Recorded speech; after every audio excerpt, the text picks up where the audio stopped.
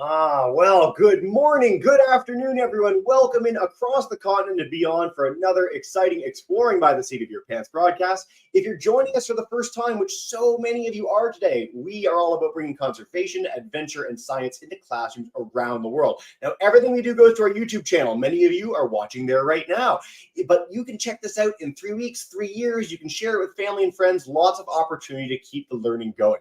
Now, before I dive in with today's broadcast, we've got a really special one for all of you today. I want to note we do have a Kahoot together. So between our talk and our Q&A, if you want to play along with a little 4-question quiz, you can pull up that game in below, and we are going to have some fun together in the middle of the show.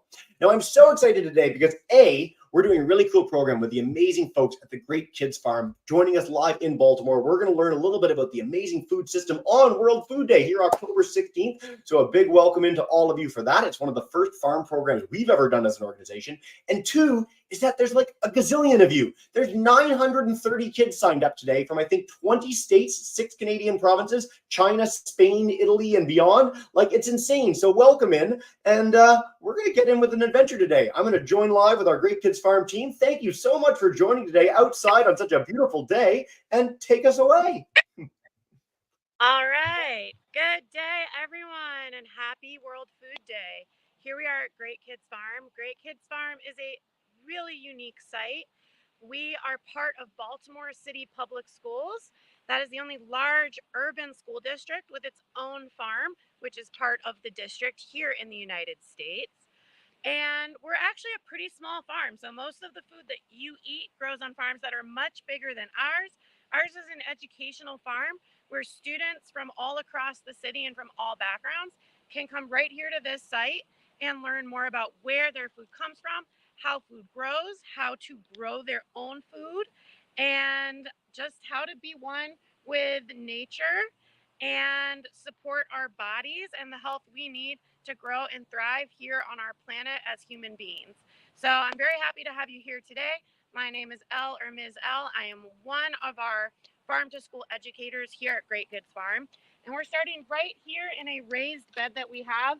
Just like many of our schools have raised beds in their school gardens, we have a raised bed right here on our farm with a special plant that students of all ages really love to eat. And if you zoom in really up close here onto the top of our plant, you'll see this top part, all the leaves. This is not usually the part of this plant that we eat. Some of you might already be guessing what this plant is. If you've seen it before, you can throw your guess into the chat. But the part of this plant that we eat is actually the root. So it's the part that's underground. So I'm going to go ahead and I'm going to loosen up this soil with my digging fork. All tools are just extensions of our hands and things we can do with our hands. So I'm just loosening the soil with this digging fork to get this root out. And then now I'm going to reach down. If you want to zoom in nice and close, I'm going to reach down, give it a little pull, and you will likely recognize what this root crop is. Crop is just another fancy word for foods that we grow. And you probably have guessed it by now. This is a carrot. It's actually a yellow carrot. We grow yellow carrots, purple carrots, orange carrots, white carrots. And we would just take this off, wash it, maybe peel it a little bit, and we would have some delicious carrots to eat, put in a stew, eat with some ranch dip, any way that you would like it. We're going to walk around and get to check out many other crops that are growing here at Great Kids Farm in the fall in Maryland. We are in the Chesapeake Bay region, in the mid-Atlantic east coast of the United States.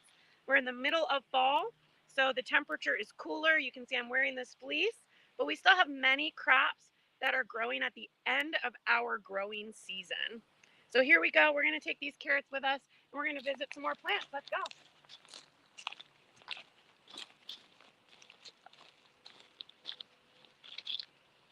Okay, next up over here, I have one of my favorite fruiting crops. One of my favorite fruiting crops. These, as you can see, perhaps, are little green peppers. Some of them are going to turn orange and yellow. Let's see if we can find some orange or yellow ones. Oh, yeah. Here we go. This one is partly green. Oop, lost it. There you go. Partly green, partly orange, because it's ripening as we speak. And it grew out of the flowers on this pepper plant, which means it's actually a fruit. So far we've pulled up some root crops, some fruiting crops. I also know it's a fruit because of what I'm going to find inside it. You can put this in the chat, but if I open this up, hopefully if it's been pollinated, right, I'm going to find some seeds inside. This one is seedless. Sometimes the seeds haven't developed inside them, which is so interesting that we have some sterile pepper plants. Here's one with some really nice seeds inside. So that's one of the ways I tell that this is a fruit, even though it's a vegetable in the kitchen. A delicious one. Love green peppers. It's a fruit on the plant. So we've got our roots, our fruits. We're going to come on over this way. Some more fruits, of course. We have our delicious tomato plants growing here. The green tomatoes are going to ripen to orange and then red. And over here is a really fun plant that a lot of kids like to eat, but it's also especially good in like a soup or a stew. It has these leafy greens on top, which we can put in a soup or a stew, but the part we eat is this part growing right here. It's not in the ground, it's above the ground, but it's not the leaf, which means, of course, we're actually eating the stem of this plant when we eat it. I wish you were here to smell this. It smells so delicious. This is one of my favorite cooking smells. If I take these leaves off the top, if you didn't recognize it already, now you might start to recognize it. We eat the stem of this celery crop. So we've got our roots, our fruits, our stems. And let's think, what other parts of the plant can we eat that we haven't talked about yet? We're going to come right on over here to this beautiful little plant. Not only can plants, of course, be edible, they can be beautiful. This plant growing right out, it has some stem parts, but the parts that we eat are what we call maybe these leafy greens, although this one has some purple on it. And this is actually baby kale. Baby kale can be used in salads, stews, cooked greens, so many different recipes with kale. And this plant is so good to have around in cold weather. It doesn't mind the cold weather, and in fact, it has a superpower. So it kind of stands up straight and tall, and in the cold weather, it has an antifreeze power, and it sends the freeze away. And even when all these other plants start to die from the cold, the kale is going to survive here the whole winter, which is really amazing, and why it can be grown in places like Maryland and around the whole world. We have roots, leaves, stems, fruits. We don't have anything right now with, oh wait, we do have some flowers we can eat. Ha, great, flowers. These are dill flowers. If you've ever had a dill pickle, especially for those of us in the US, it's a very popular food. We would take these dill flowers, put it in with our cucumbers and our vinegar to make some dill pickles. So we've got our flowers that we can eat. And finally, we're going to check out some seeds we can eat. Let's come on over this way.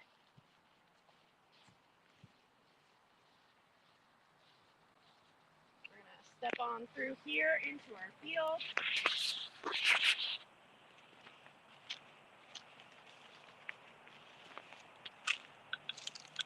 These have been decimated.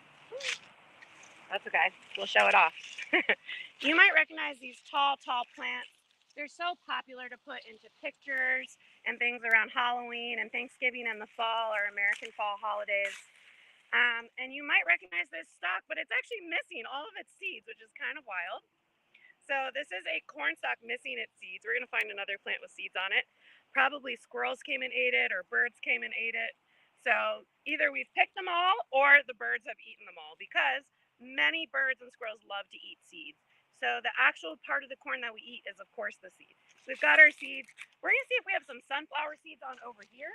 And then we're going to move to another part of our farm.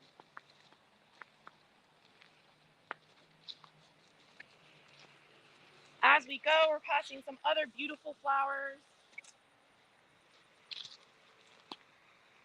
And finally, we're here at our sunflowers. And I love showing this off because if we're going to make seeds, we actually need pollinators first.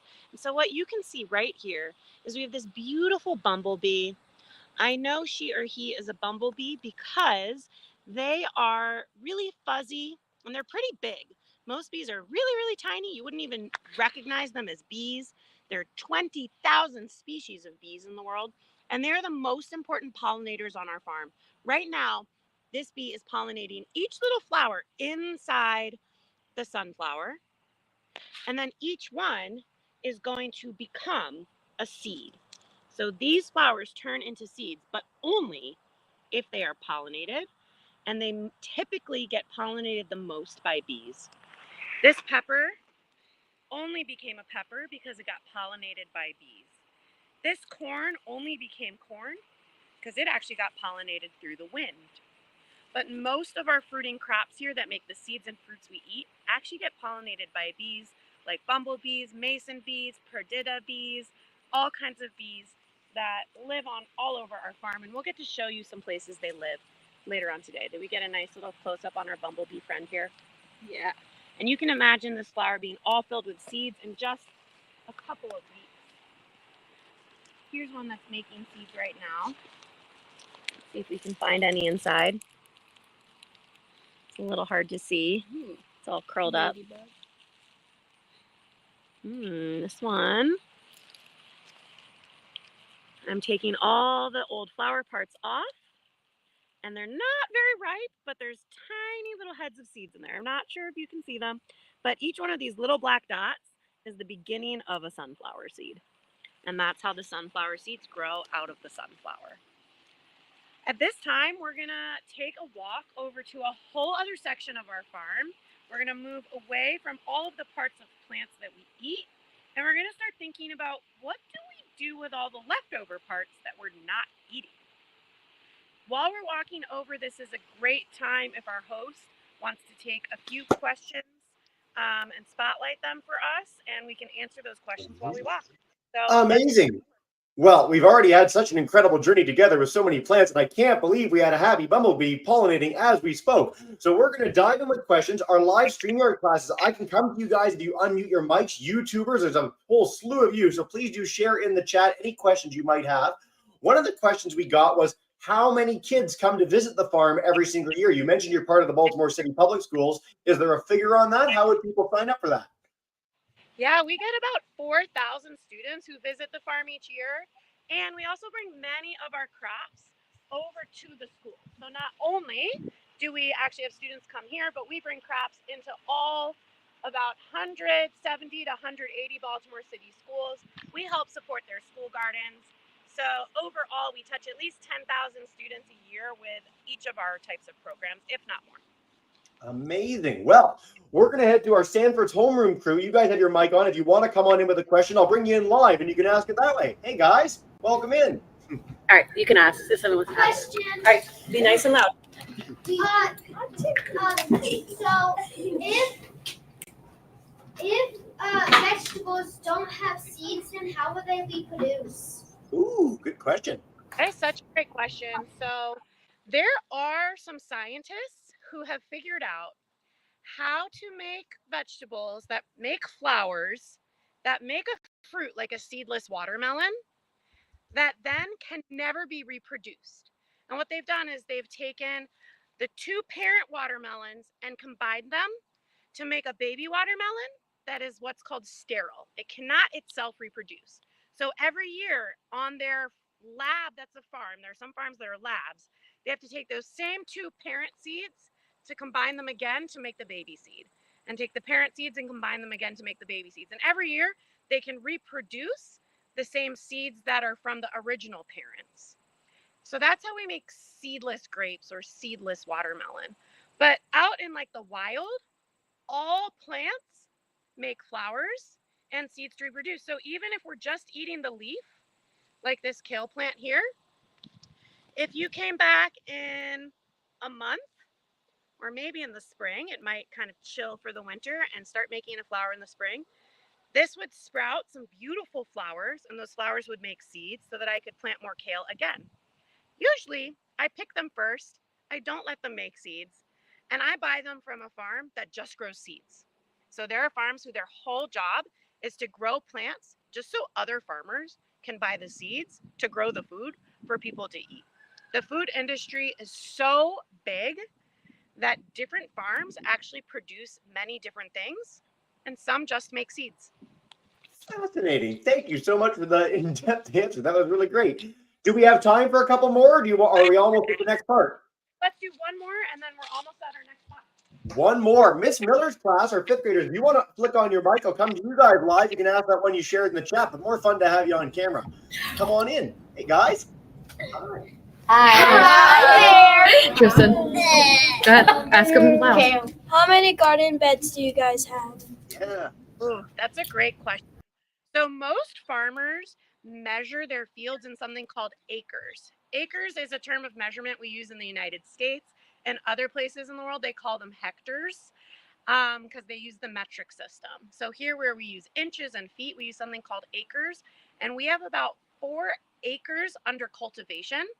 But beds can be any size. I could have a bed that's like 3 feet by 8 feet. We've got about 10 of those, 2 other raised beds on the other side. And then we have big fields that are called in-ground beds where we don't build any boxes. We just plant stuff right in the ground. So again, we've got about 4 acres of cultivated fields here at Great Kids Farm, which is a very small farm, by the way. Yeah.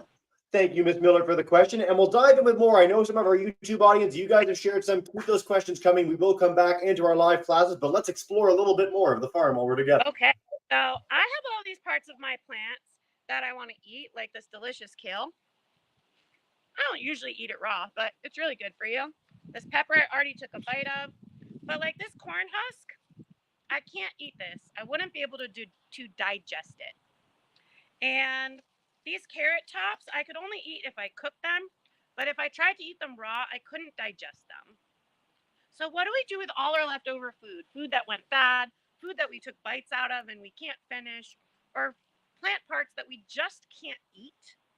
Well, here at Great Kids Farm and in many places, we can feed some to our animals and the rest can go to our compost. So we put all the leftover food from kids' school lunches who come visit us here or leftover crops that we couldn't use, and we put them into this big blue barrel. And we're going to come show you what's inside. And we would welcome you to put into the chat, what are some things you notice or see here in our compost pile? So you can start throwing those into the chat. Maybe I'll start naming some things. I see a purple carrot that looks like it started to get a little rotten. We've got some peppers. This actually looks perfectly good, but maybe some students touched it or sneezed on it, so we couldn't eat it anymore. Ooh, we've got some lemon rind and apple cores, parts we can't eat. We're getting tomatoes in the chat. It looks like paper in there of some kind or cardboard maybe. We've got stalks of things. Lots of answers coming in. We've got some school lunch trays here that are all made out of compostable paper. So you can see they're easy to tear up. They're not made out of styrofoam. And paper is made from trees. Trees are a plant. That can all go in our compost. We can even put meat and dairy and things like that in our compost. That's not true for all compost systems. But we actually want a good mix of what we call our carbon producing items, like paper and leaves, with our nitrogen producing items, which is all of our living green plants. And then we come out with our big tractor. I'm not going to demo that today, but we come out with our big tractor. We put these barrels on our tractor. We bring them over to our big compost pile right over here. We scoop the compost out and we put the new plants in. So sometimes you can see a few things sitting on top, like I see maybe some spinach leaves here, a banana peel that got put in recently. But most of what you see is fresh soil because all of these plants are originally made out of air, sunshine, dirt, and water. And when they get decomposed, they turn back into air, right? Carbon dioxide, sunshine, the heat releases, water. This dirt is not dry. This dirt is filled with water. And of course, soil. So everything turns back into what it originally was made out of on this earth, which is absolutely incredible. So we can take this beautiful nutrient-filled compost and we can put it back out on our fields to grow more plants. I will take some questions we have about compost as we walk through our pollinator habitat. So we saw our beautiful pollinators helping our sunflowers make seeds, and we need to provide them a place to live in the winter. They like to live inside of branches of dead flower stalks or under piles of leaves. Different pollinators need different habitats. So we're going to walk through our pollinator habitat so you can take a look at it as we head to our next stop, and I'll answer questions as we go. Amazing. Well, Miss Lee Green team at CCEMS, they actually have your farm visiting their school today, and they wanted to know if you take any items from schools to help with your composting efforts. Sorry, can you repeat that last part one more time? If we do Yeah, what? yeah, yeah. Do you collect any items from schools to help with your composting efforts? Like, could schools bring their stuff to you to help sort of flesh that out, or no? That is a great question. We don't have the capacity in our space. You can take a look at our whole system over here. We don't have the capacity. We don't have the space to take additional items besides the compost we produce here at the farm. However, there are some schools in Baltimore City that pay outside composting facilities that can compost way more food waste than we can. And they actually compost their food scraps from their cafeterias at their schools. And there are other cities around the world where the whole city composts. And so schools just get to be a part of it because the city is composting, so the school is composting. Baltimore City is not there yet. We hope we will be one day. Fingers crossed. Keep up the great work, and you'll inspire more action on a municipal level. That's fantastic. Such a big shout out to Cross Country Elementary Middle School for participating in so many programs with Great Kids Farm. Woohoo! Way to go, guys. Okay. We're going to take one more composting question as we get to our pollinator section. And the question is, how much time does it take to compost leftovers? Is there any set sort of timeline? Does it depend on the food? Anything you can share with us? Yeah, different foods do take different amounts of time to break down. Like this, I can kind of just tear it up with my fingers. This is going to break down more easily because it's like soft and fleshy, this pepper right here that I pulled from the compost. Things like meat and dairy, basically animal products, take longer to decompose than most plant products, but also things that are filled with like really like tough sticks. So like over here in our pollinator garden, this plant has a really like tough stick. Any sort of tough sticks, those take much longer to decompose. In our system, the average is that something will take 3 to 6 months to decompose. There are some composting systems, industrial composters, that will add so much bacteria into their system and keep it at exactly the perfect temperature for those bacteria to decompose. And they're just like having a bacteria party inside the compost piles. They're like, woo, woo, decompose, decompose, break it down. And they could maybe create compost in 1 or 2 months, maybe 3 months maximum. So it depends on your facility. It depends on the living organisms like bacteria in your system. And it depends the input of what you put in your system. There's so many variables and cool experiments you can do around composting. And by the way, humans didn't invent it. Nature is decomposing all the time. Right now, if we look around at our beautiful fall weather here in Maryland, some of the leaves are starting to turn yellow and red. They're going to fall down in the woods, fall down on the ground, and they'll decompose and become soil on the forest floor.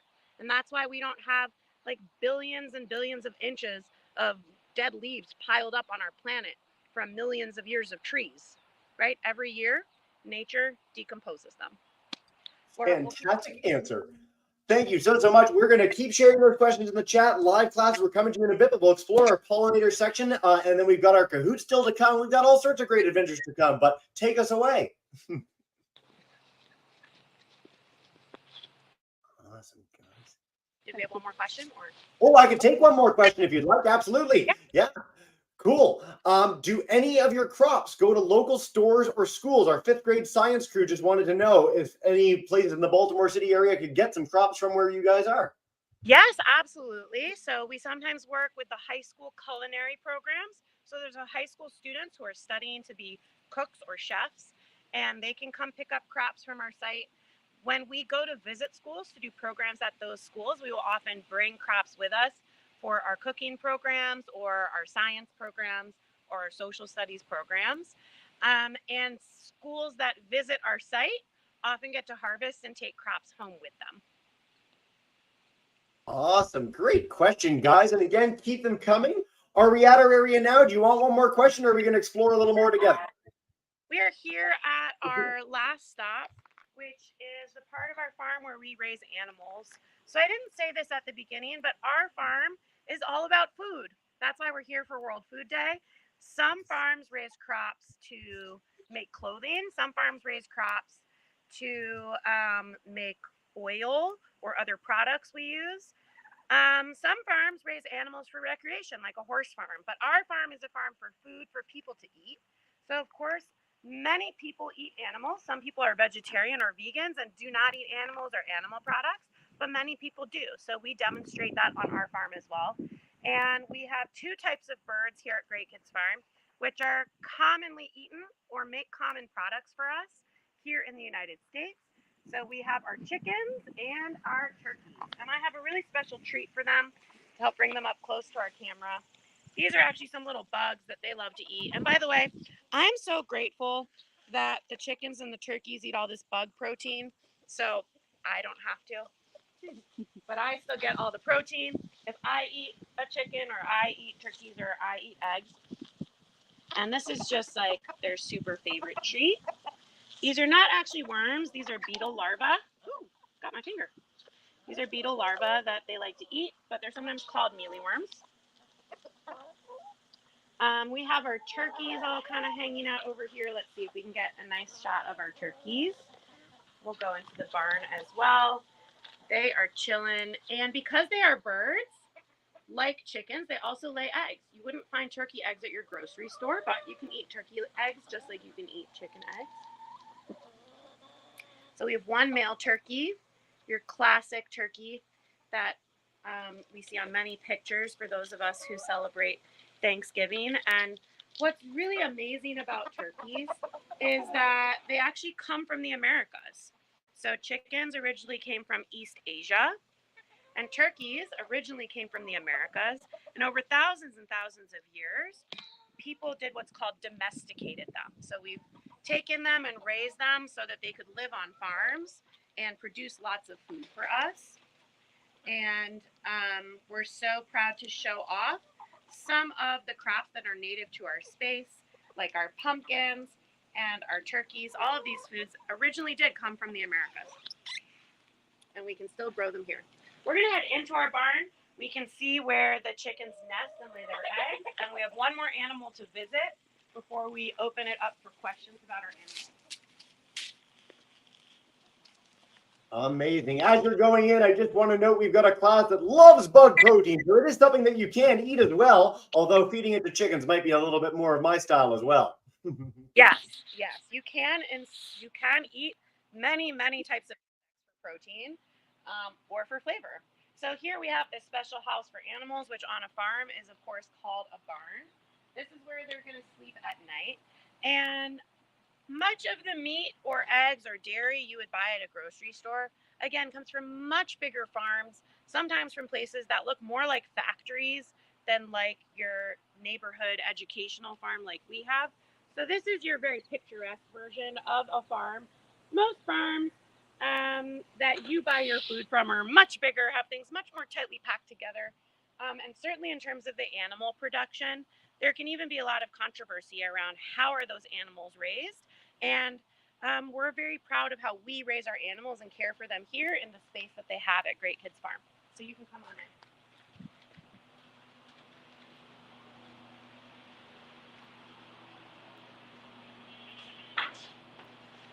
All right. Here we are going into our chicken coop. I'm going to throw them some of these peppers because they also love these peppers. And here we have our nesting boxes. You can come on over and see. It looks like we collected most of the eggs this morning, but we've got one egg right here that we collect right out of our nesting boxes. So this is a nice fresh egg, and the chickens will lay up to one egg a day even, although they lay less eggs when it's colder and less sunny, like it is in the fall. And we provide everything they need. We have food for them here. We have their water. And these things that sort of look just like random sticks, oh look, some of them have been making another nest. made an extra little nest in the corner, so we have some more eggs to collect. And right next to that nest, we have these random looking sticks, but these random looking sticks are actually where they sleep at night. So they sleep standing up on the sticks, kind of like this if I were like a really big chicken. And I can't balance like a chicken can, but they kind of just go like this and close their eyes, and they sleep standing up at night on their little roost, just like that, because they're birds. And birds go to sleep in trees. So obviously we couldn't bring in a whole real tree for them, but we put out these sticks just like tree branches. So just like they would in the wild, they have a branch to sleep on at night.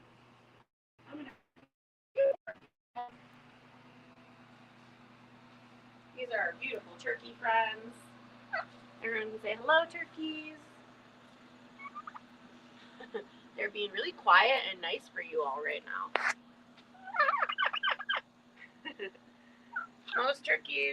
Most people think that turkeys make really loud gobble sounds, which this guy sometimes does. But you can see when they're relaxed, they sound a little bit more just like a bird chirping. Because they are birds, right? They have wings, they have feathers, they've got one eye on each side of their head, they've got 2 legs, and scaly legs. Those are all things that make them birds, and of course, they lay eggs, just like birds do. Lots of people ask us, will these birds become chicks? And the answer is no. We're just going to put these eggs right into the fridge, and they could never even start to grow a chick inside them if they stay cold. If we wanted to hatch chicks, they would either stay with their mother for 3 weeks to stay warm and start to grow, or they would go in a special machine that keeps them as warm as the mother hen, called an incubator. And then after 3 weeks, if it's a fertilized egg, the chick could hatch. But if we put them right into the fridge and they're cold, the chick that would grow inside can never even start to grow. And the yolk that you eat is actually for either a baby chick, if it was going to grow inside, it would eat the yolk. Or for us, if we're not going to grow a chick, we get to eat the yolk and have some healthy protein and food. We're going to visit our last animal right out this back door. Here at Great Kids Farm, we have a lot of space for our animals. Oh, they're waiting for us. So perfect. I did it right. And we raise many goats here at Great Kids Farm. Most farms raise goats because they want to produce either meat or dairy. All of these goats are dairy goats. We are not currently milking any of them right now. To be able to milk a goat, the goat has to have a baby first because goats are mammals, and mammals produce live births and then produce milk for their young. So we have not birthed any new goats this year, which means we cannot milk them, but they get to hang out. Students get to learn all about them, and they help maintain our pasture.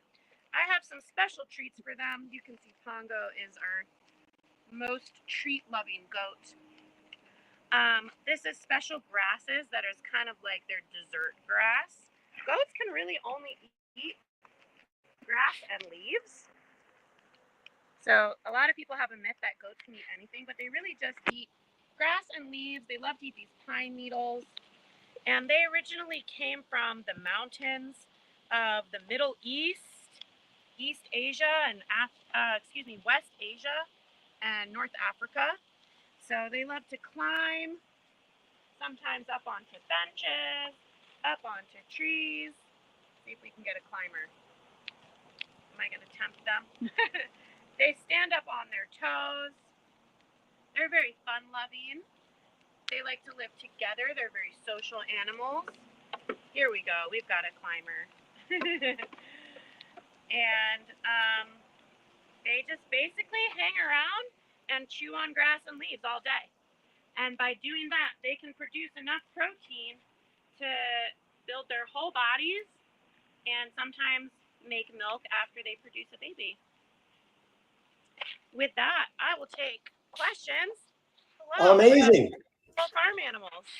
Well, we're going to dive in with our Kahoot first, because we promised our kids a little chance to test their understanding and have a little bit of fun. So if you want to help us with some hints for any of these answers, I'll bring up our game pin, and then we are going to dive in. Our KaiPod learning crew, you guys are going to get the first question we go on for it. YouTubers, you've been sharing quite a few already, which is fantastic. And I want to note, this is the first time in over 3,500 broadcasts we've ever had anyone mimic a chicken sleeping. So thank you very, very much for that. That's a new one for us as well. And what a cool setup you have for all of them. For those who are new to Kahoot, the faster you answer, the more points you get. And what you win is the Great Kids Farm and I's everlasting respect. So we are going to dive in with this in just a second, and then stay tuned for a nice long Q&A. We might be rebels and go a little longer than our 45 minutes. So stick around as long as you can, and we'll take as many questions as possible outdoors with the goats. All right, our first question in our Kahoot. When we eat lettuce or spinach, which part of the plant are we eating? So at the very beginning, we walked through a whole bunch of plants and the different parts we eat. With lettuce and spinach in particular, is it the root, the fruit, the flower, or the leaves? You want to give us any hints out there in the farm?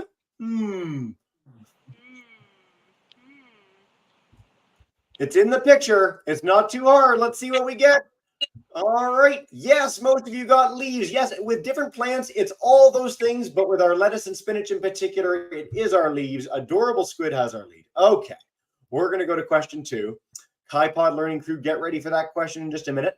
It's important to reduce food waste at home, in school cafeterias, and beyond. How can we waste less? Can we save and eat leftovers? Can we compost food waste? Can we feed food scraps to worms or farm animals? Or, as is our want, all of the above, perhaps? Amazing. So many answers, and get those answers in a few more seconds. All right. Let's see. Oh, a lot of you thought compost, and that is true, but it is all of the above. Of course, you can save and eat leftovers. And yes, you can feed food scraps to other animals. All those things go a long way to helping prevent food waste, which we all want to prevent together. So, Epic Condor has our lead. We've got 2 more in our Kahoot. Pollinators are super important to our food system. Which pollinator is the most important on farms? We'll give you a hint. We met one live on the sunflower earlier, and one is in the picture in the Kahoot. So with that in mind, of bees, butterflies, moths, and bats, what do we think? I think a lot of our kids know this anyway, because bees have been a really big focus of conservation efforts around the globe. And so, yes, most of you got this right. Bees are the ones. Really important to help your native pollinators and bees. Epic Condor has a commanding lead going into our final question. So let's see. Animals have lots of different jobs on farms. Cows and goats can provide milk, and chickens can what? Rake leaves. That would be fun. Save a lot of trouble in the fall. They can lay eggs, produce milk, pollinate plants. We just held a few of these a second ago, so this one shouldn't be too hard. Let's see what we've got. Let's see, 3 more seconds left. Then we're done our Kahoot. We'll check out our leaderboard together. Yes, lay eggs. 100% of you got that one. Very good. We'll check our podium. If you are any of these folks, let us know who you are in the chat. But Melodic Dove is 3rd. 2nd is Adorable Squid. And 1st for all the marbles, drum roll, please. And thanks for participating no matter what, is our Epic Condor. So way to go, guys. Thank you all for playing along with that. And as I said, we're going to go to our KaiPod learning crew for a question. It looks like Miss Miller's class might have been our winner in that one.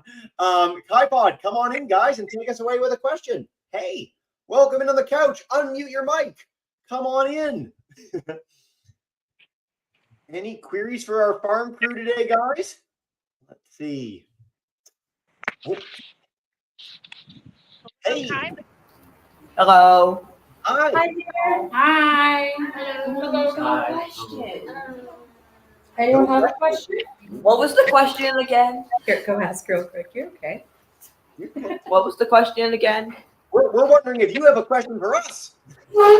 Oh, Well, maybe is there a question about how we can do composting in Arizona? How's it different with the heat? That's fantastic. Yeah. How can our class in Arizona do composting? Is there anything different about doing it down there? I mean, we've got classes joining from all over the U.S. and beyond. Anything you can share on composting? Yeah, great question, because temperature and humidity affects compost. So usually more heat is better. So you can only compost more easily with more heat. That's great for you over in Arizona. You might need to add more water to your compost system than I would need to. Our compost stays pretty wet all the time. In Arizona, you might need to add water to your compost system and balance that with how much water do your crops need or does your home need? How are you collecting your water? You could collect rainwater or recycled water to use on your compost system because it doesn't need to be drinking water. Fantastic question to kick us off, guys. Miss Miller's class, I'm coming to you if you want to unmute your mic. Thunderberg's fifth graders, if you want to unmute as well, I'll come to you, and then we'll take some from our YouTube friends, Sanford's hometown. I'm going to wrap up the whole broadcast with you, so you can stay tuned for that. But Miss Miller, welcome in, fifth graders. Hi. Hi. Good.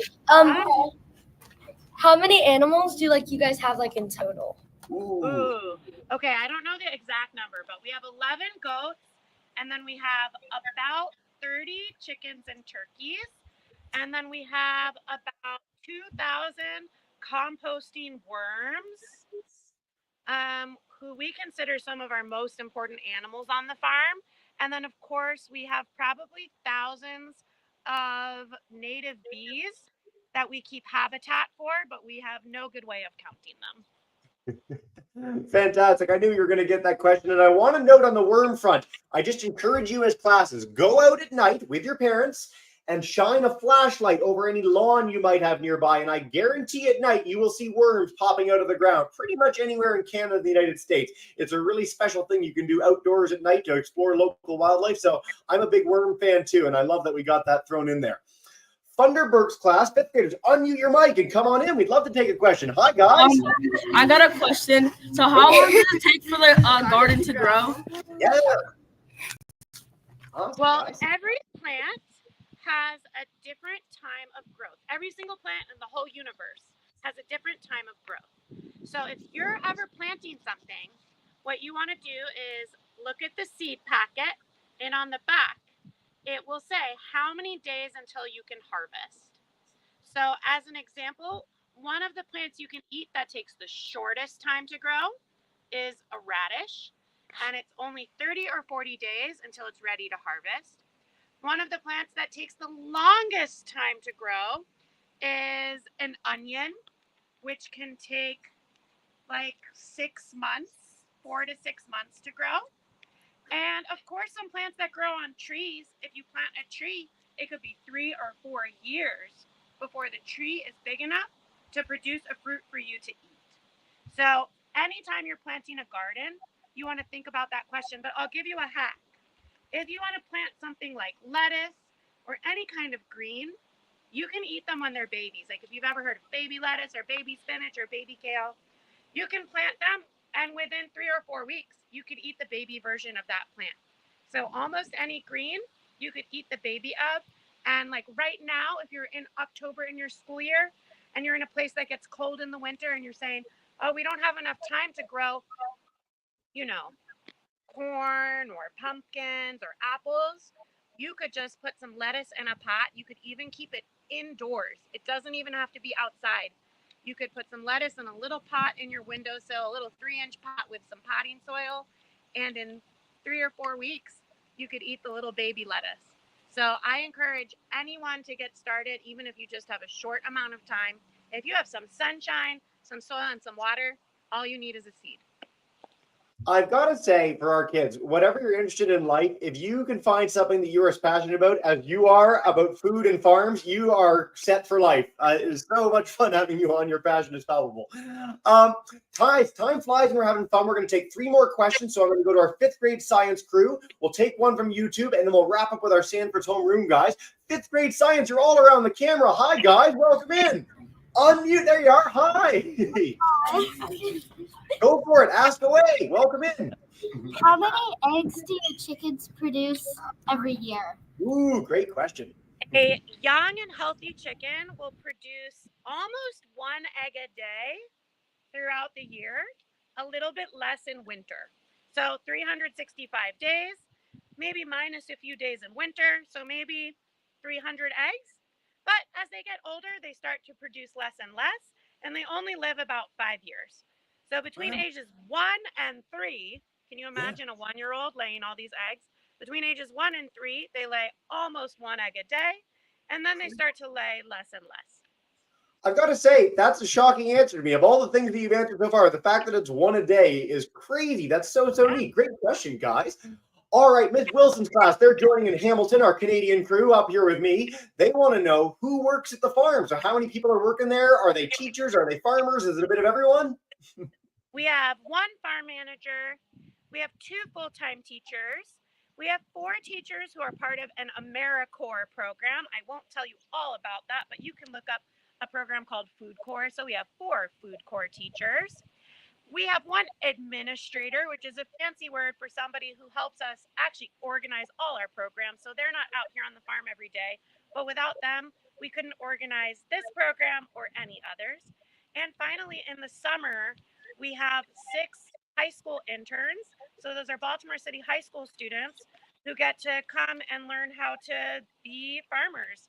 Whether or not they want to grow up to do that when they're older, they get to learn how to grow crops, how to build and do carpentry, many skills for using farm tools and equipment, and basic life skills for, having a job and having fun and doing teamwork. So cool. If I was a high school student back in the day, we've got so many high schoolers in Baltimore joining in today's program. That is a really cool opportunity. So do look that up as we have live goats within inches of the camera. I'm going to take a quick one online, and then Sanford's homeroom, I'm coming to you. Maddie wants to know, do you give away the food at the farm? Do you sell it? Both? What's the deal? So most of our food, it goes right back into our programs. So in that sense, we sort of give it away because it is part of our education program.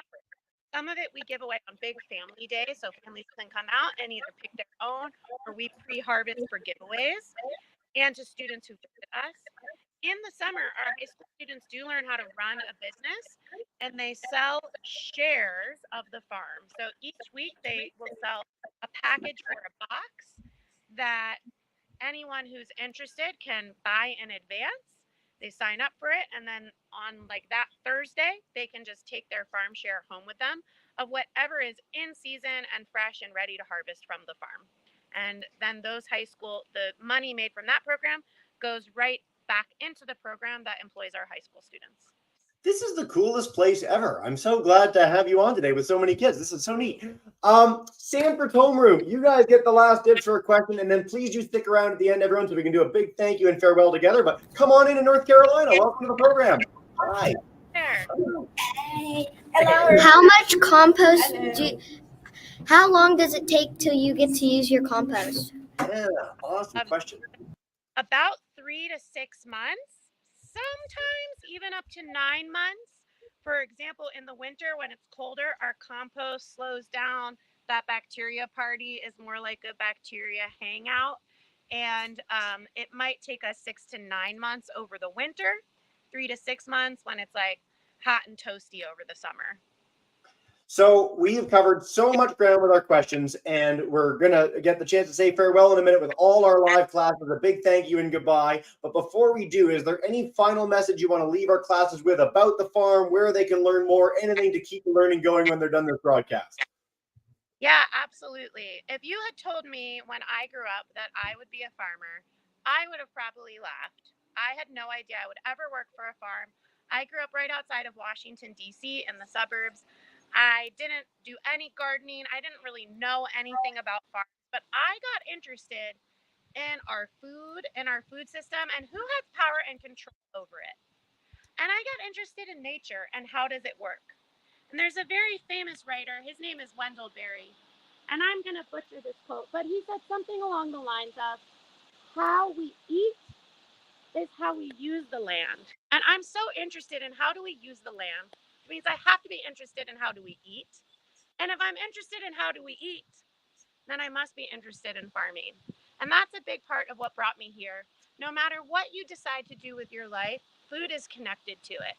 So please get connected to that part of the food system that speaks to you, no matter who you are, where you come from, what is your race, what is your background, what is your ethnicity.